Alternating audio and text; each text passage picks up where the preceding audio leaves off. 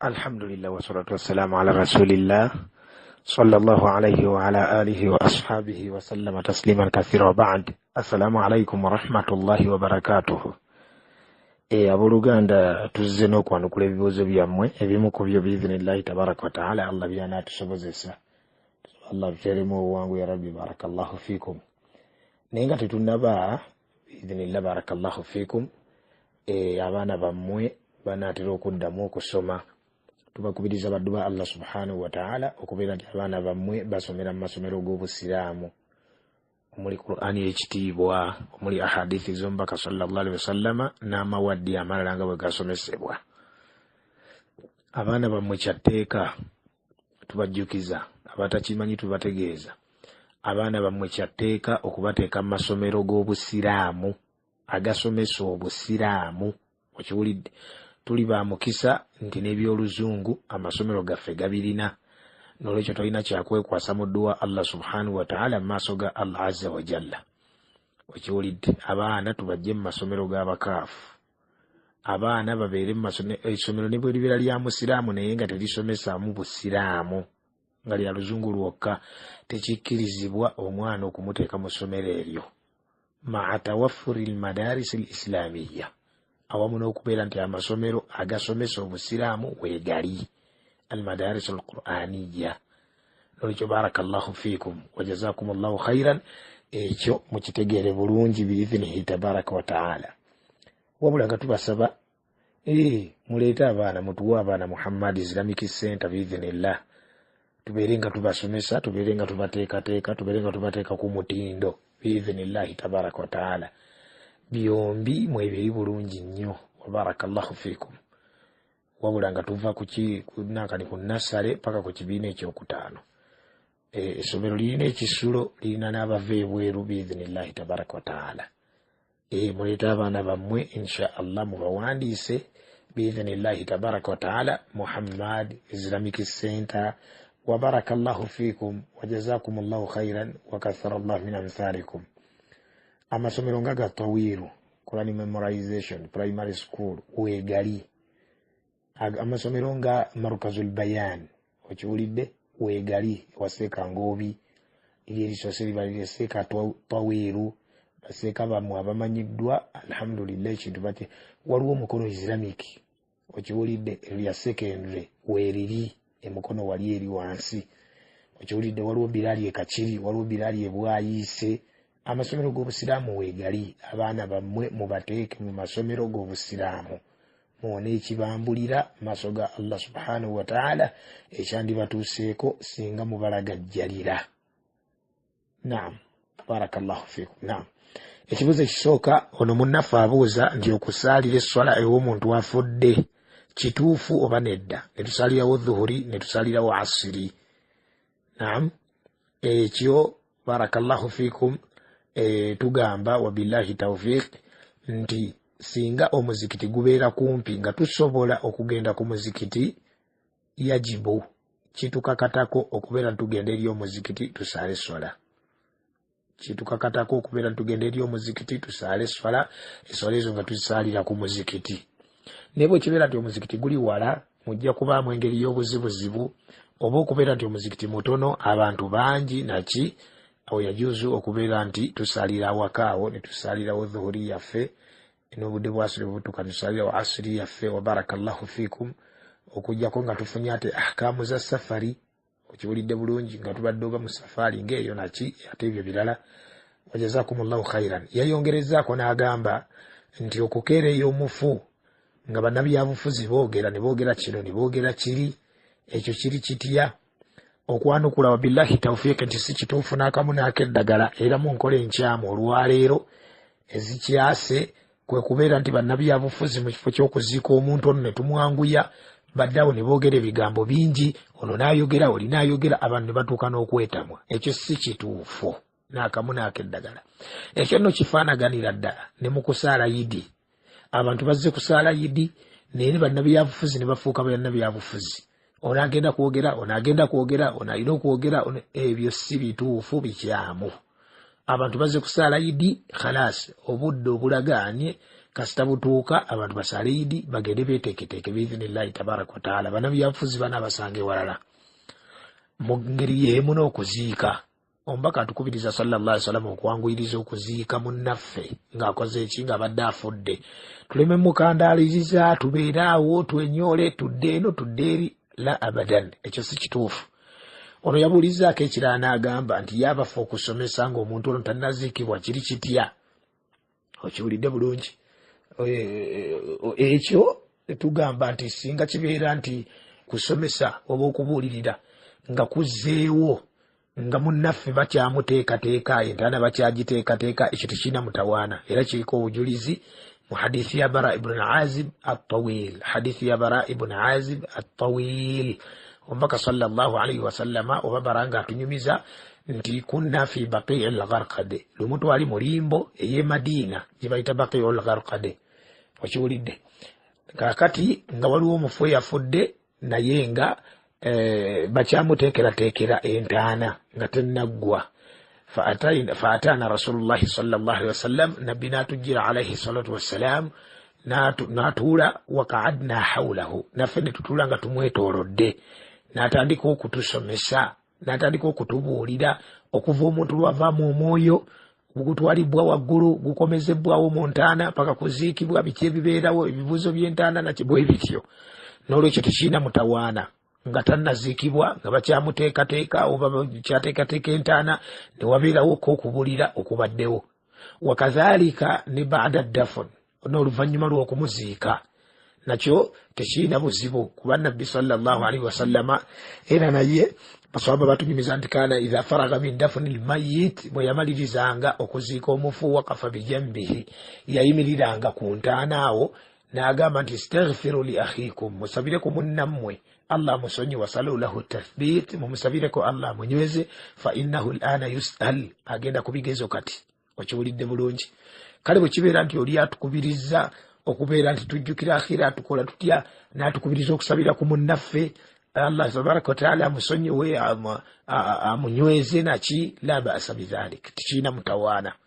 Naye bwe kubeera nti okusomesa ate kufuuse okusomesa, gundi asomese gundi asomese gundi asomese, omufu bamumaze dda bamuteeseteese dda, ate ekyo tekyandibadde kituufu, tekyandibadde kituufu. Wa barakallahu fikum wallahu a'lam.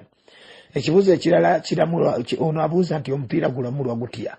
Omupiira gulamulwa gutya? Kubanga tulina masjidi nga tulinawo tiimu yaffe, tujira nitugendako mu kasaawa awo, tiimu ya masjidi netugendako ku kasaawa netusambasambako omupiira okwanukula. Barakallahu fikum, hasaba al asl, okusinzira ku origino yaagwo tegwandibadde mubi era tegwandibadde gwa haramu, naye bye tugenda okuyingizaamu bigenda gwonoona olwaliro nga bwe kiri. Omupiira gubeerayo kugulaba n'ogusamba, gubeera mu biseera by'esswala abantu ne bayitibwako esswala nga bali mu mupiira, kugulaba oba kugusamba. Okiwulidde bulungi? Na wahakaza ne mu kubeera nti abakyala bagenda kwegatta n'abaami, mu kubeera nti okuwemulirako, mu kubeera nti abazannyi bennyini bambadde nga bali bwereere. Okiwulidde bulungi? Ebintu ebifaanaganako bwe bityo bigenda gufuula haramu, bigenda gufuula haramu. Barakallahu fikum. Nenga asulu yaagwo gwandibadde halali. Mpozi netanbihi endala enkulu ennyo baddu ba Allah, olwaliro abantu bagwagadde nnyo ne bakamala, ne batuuka okwagala abakaafu abagusamba ne bakamala bukamazi n'okusinga bwe baagala abakkiriza, n'okusinga bwe baagala ab'eŋŋanda zaabwe. Olwaliro omupiira gukyankalanya amaka. Okiwulidde bulungi? Tiimu yaago ndibagikubye, omukyala n'ajeregamu oba omukyala n'ayogerakoko, omwami n'amukuba oba n'amutalaka oba n'amukola atya, ebifaanaganako bwe bityo la yajuuzu, tebikkirizibwa era bye bigenda okwonoona kiri. Okiwulidde bulungi? Abantu baagala abakaafu olwaliro abasambi b'omupiira abo ne babayingiza mu bifuba ne babeera nga batuuka mu njagala na Allah tabaraka wa taala gye yatugaana okubeera nti twagala abakaafu. Omukwano ogwo guyingiza munda ne bamukuba endobo ne bamumenya okugulu n'owulira ng'osiridde, oba seekyo n'abeera nga alwadde n'owulira ng'onyoleddwa nnyo nga mukaafu gw'oliko bw'otyo. Awo la yajuuzu. Okiwulidde bulungi? Awo obeera osusse ekkomo. Ne bwe kibeera nti kaakati ng'ono bw'abuuzizza tulina ttiimu yaffe, tuli basiraamu, tusambamu awo, amateeka tugagoberera, tekirina mutawaana. Wallahu a'lam. Naam, abuuza ekirala nti bwemba maze okusaala dhuhuri nengenda mu ddalasa nga tebannasaala maze okusaala dhuhuri kunakani ku masjidi yaffe kati nengenda mu ddalasa nensanga tebannasaala dhuhuri nenga bagenda kusaala nga bagattako ne asiri kakati awo okulamulwa kwange kuli kutya okwanukula wa billahi tawfiq barakallahu fikum nti bwe kibeera ng'omaliriza okusaala ewammwe ku masjidi endala obeera omaliriza dhuhuri eyewedde tewali mutawaana ate osadde ejjama tewali tabbu yonna wa barakallahu fikum kati bw'ojja eno mu ddalasa n'osanga nga ate bagenda kusaala dhuhuri okubirizibwa okubeera nti weetaba mu dhuhuri eyo gwebeere sunna gy'oli okubirizibwa okubeera nti weetaba mu dhuhuri ebeere sunna gy'oli bali basahaba ababiri abayingira omuzikiti ne batuula eri nabbi n'abalaba oluvannyuma lw'esswala n'ababuuza nti kiki nti ya rasulallah ffe twamaze okusaala n'abaga nti ate mukiddangamu bwe mutyo wabula bwe mujjanga eri abantu nga bo tebannasaala nga mwemumaliriza mujoyininge abantu abo mmwe ku lwammwe ebeere sunna obwo bujulizi bukola bulungi nnyo okiwulidde n'olwekyo joyininga ebeere sunna kakati waliwo akalala ak'okubeera nti bano bagenda gatta esswala ekyo kiri kitya okiwulidde oba nkikola ntya ekisooka kyoyagadde kyokola ku bino ebibiri bye ngenda okukuwa ekisooka nkikuwadde ekyokujoyinenga dhuhuri nebeera sunna ne batuuka okusaala asiri naawe n'oyingira mu asiri ng'olina enniya ya asiri ekyo kituufu tekirina mutawaana wa barakallahu fikum ate mu ngeri y'emu osobola okubeera nti enniya ogenda gireeta nga bo basaala dhuhuri nga gw'osaala asiri enniya osobola ogireeta nga bo basaala dhuhuri nga gw'osaala asiri kubanga dhuhuri wagimaze oba n'asaalira asiri gwe n'obeera nga enniya ate ya sunna okiwulidde bulungi yakubeera nti sunna wa barakallahu fikum naye omuntu bw'abeera tabajoyininze nga tasadde nabo tafuna musango naye ng'abeera alese ekisinga obulungi n'okubiriza kwa nabbi sallallahu alaihi wasallam kwe yatukubiriza wallahu a'lam ono munnaffe abuuza nti omuntu ng'amaze okwaziina asoma edduwa y'oluvannyuma lw'okwaziina oba zikiri y'oluvannyuma lw'okwaziina ekituufu kiri nti omwaziinyi naye edduwa emubuna oba zikiri eyo y'oluvannyuma lw'okwaziina emubuna temujjaamu kubanga ebigambo ebyo ye abeera tabyogedde okiwulidde bulungi abeera tabyogedde mu kwaziina kwe aba tabyogedde era Sheikh Ibn Uthaymin rahimahullahu ta'ala yabuuzibwa ku kibuuzo ekyo ndowooza ku programu ya Nurun ala Darbi we mbaseerabidde n'agamba nti adh-dhahiru na'am ekyeyolefu nti omwazinyi naye ekigambo kimu kugamba li'annahu yashmal al-mu'adhdhin wa ghayrihi olw'ensonga nti bino ebigambo bimuna omwazinyi n'atali mwazinyi wallahu a'lam ono munnaffe abuuza nti dirwe twegatta ku imaamu ng'abadde asituse okukimalaaka ey'okutaano barakallahu fikum ekisooka imaamu bw'aba yeerabidde n'asituka okukimalaaka ey'okutaano yajibu ala al-ma'mumin kitukakatako ffe abagoberezi okubeera nti nunabbihuhu tumukola ki tumulamula nga tugamba nti subhanallah bwetu bwe tugamba asobole okukitegeera nti akima yakutaano bayongera mu swala abiveeko atuule tugende mu maaso okiwulidde naye waliwo okubeera nti imaamu tumunabbahye ye n'akakasa nti kyaliko ge mazima okiwulidde bulungi oba n'abeera nga kyetumunabbaha takitegedde bulungi okiwulidde bulungi mu mbeera efaanaganako bweti bamaamumina tulina kukola ki imaamu asituse ate nze nkakasa oba ffe tukakasa bamaamumina nti imaamu ayongedde mu swala tumunabbaye agenze bugenzi mu maaso akakasa nti ye tayongedde mu swala eyo laakayakuna fawo tukola tutya tugenda kutuula anaaba takimanyi nga tamanyi na hukumu nga tamanyi na kulamulwa kwakyo kugamba nti hukumu eryetya abaffe omuntu bw'asituka naye n'agoberera imaamu ng'akakasizza nti yakutaano alamulwa atya ebyo nga tabimanyi ye n'asituka n'agoberera imaamu oyo tajja kuba na mutawaana oluvannyuma tujja kunabbaha imaamu abeere ng'akola ki nga yasjudu lisahwi okiwulidde bulungi nga avunnama olw'okwerabira naye ffe abakakasa nti imaamu ddala ayongedde laaka ey'okutaano okiwulidde bulungi oba ey'okuna ku magaribi oba ey'okusatu ku subuhi tetugenda kusituka naye ffe tugenda kusigala wansi nga al-Imam Ibn Taymiyyah Sheikhul Islam rahimahullahu ta'ala bwakirambika bulungi nnyo ne Sheikh Ibn Baz rahimahullahu ta'ala era yekawuluye lwaki kubanga ffe tukakasa nti kuno kwongera mu swala era bw'osituka ng'okakasa nti eno laaka yakutaano ng'okakasa ne hukumu yakyo ng'ogimanyi batalati swala eswala yegenda kwonooneka eswala yo egenda kwonooneka kati ffe abasigadde wansi tugenda kukola tutya nga tukakasizza nti imaamu akimira akayakutaano tugenda kumulinda gundi Sheikhul Islam Ibn Taymiyyah rahimahullah yalaga nti tusobola okumulinda okiwulidde bulungi n'akomawo n'atulata ffe tutuula wansi ne tusoma tashahudu ne tusoma n'edduwa ne tubeera nga munshagilina biddua nga tuli busy n'okusaba Allah okusoma edduwa ezokunkomerera tashahudu nga imaamu wajja n'amaliriza n'atola salaamu ne tutola naye salaamu ate n'alaga nti kisoboka okubeera nti ono agenda kukola ki agenda kutuula asome tahiyatu ate nniya y'okwawukana ku imaamu okumuvaako okiwulidde enniya y'okubeera nti asaala yekka then asome tashahudu amalirize atole salaamu ekyo nakyo weekiri wabula yalaga nti al afdal ekisinga obulungi kwe kubeera nti alinda imaamu ne batola naye salaamu amakulu n'abeera nga imaamu yamusoose okutola salaamu naye atola salaamu okiwulidde wallahu a'lam. Sheikh Ibn Baz rahimahullahu ta'ala ye kyemmanyiiko nti teyalaga nti ate osobola okutola salaamu wabula yalaga nti olinda imaamu ne mutola salaamu naye tomugoberera ng'okakasa nti akajajize agyongedde mu bwongezi wallahu a'lam. Ekibuuzo ekirala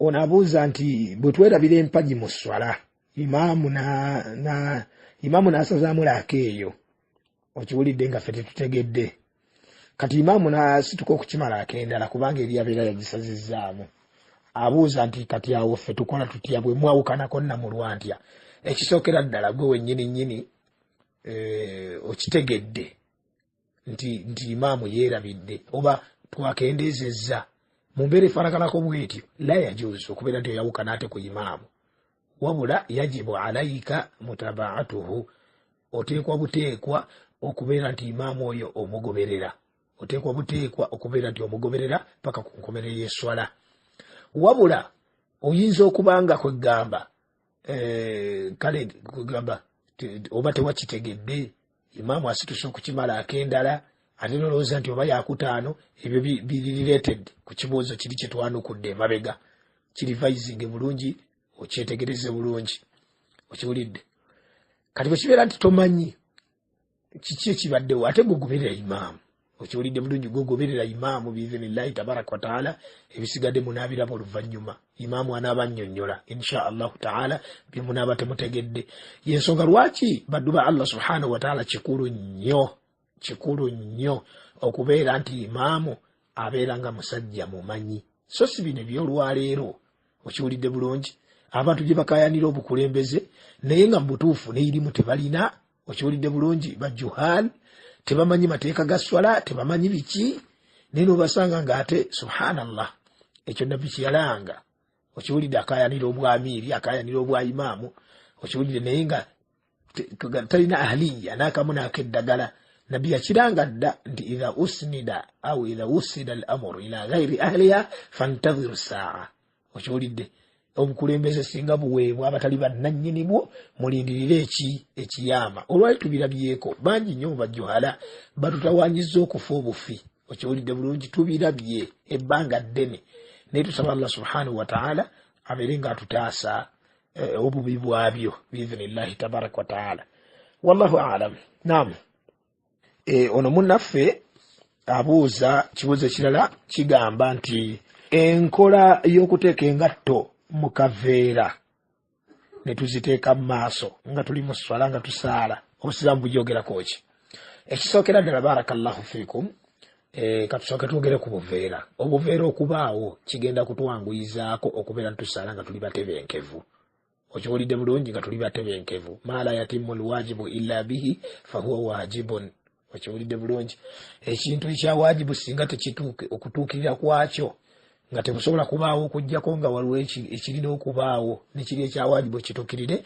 nekino ekirina okubaawo ekyo kibeera kifuuse wajibu. Kakati kitugamba nti wajibu akaveera nti oba ki naye kyetegeeza nti olwaliro mu mbeera gye tuwangaaliramu mu bubbi bw'engatto abantu abamu tebalina kutya Allah ajjanga oluusi ddala musiraamu so si mukaafu. Abakaafu bayinza okubaamu naye waliwo abasiraamu ddala ng'ajja kubaza ngatto za bannaabwe azibbe. Kati okusala ng'oli mutebenkevu muddu wa Allah subhanahu wa ta'ala engatto zo ng'ozirina era yali nga sunna wano wenterereza ekirala ekyokubeera nti engatto tuzitadde mu maaso tetuziteeka mu maaso gaffe nga tusaala wabula ekifo we tuziteeka wakati wegundi wa mavivi gaffe okiwulidde bulungi kugamba wakati w'ebisambi byaffe awo weewatyo kugamba tetuziteeka mu maaso ate gye tugenda okuvunamira wakati w'ebigere byaffe oba wakati wa mavivi gaffe awo weewatyo wetuteeka engatto zaffe okiwulidde bulungi. Kati engatto ezo ekyo sunna era bwezi bwe zaateekebwanga mu biseera biri ebitukuvu okiwulidde bulungi ebitusingako. Kati olw'okubanga waliwo obukyafu twagala obuyonjo naki kati bwe tufuna akaveera ne tuyambako okubeera nti masigidi esigala nnyonjo ne tuteeka engatto zaffe mu kaveera ne tuyingira nazo mu masigidi n'oziteekawo n'osala ng'oli mutebenkevu ate ekyo kirina mutawaana ki tekirina ttabbu yonna wallahu a'lam wa barakallahu fiikum.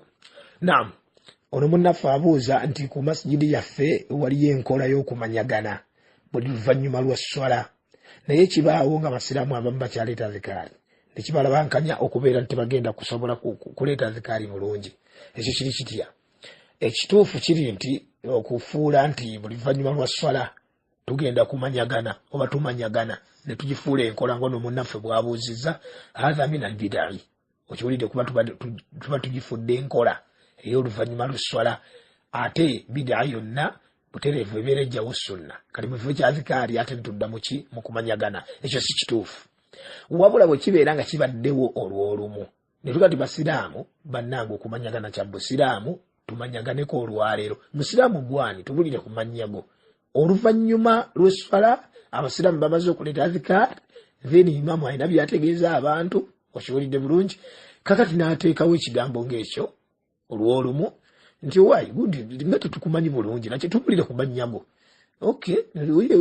tusanyusa okulaba nakina munange ono ye imaamu ono ye gundi oli muganda waffe gundi abantu ne beeyanjula awo naki ne muganda waffe ne yeeyanjula oba mutambuze oba wa mu kitundu mupya ebintu n'abitegeera mu bitambula ekyo tekirina mutawaana naye okugifuula enkola ekyo la yajuuzu si kituufu n'akamu n'akeddagala wa barakallahu fiikum. Naam, ekibuuzo ekirala kigamba nti okuteeka sutura mu muzikiti nga tetangaala kituufu?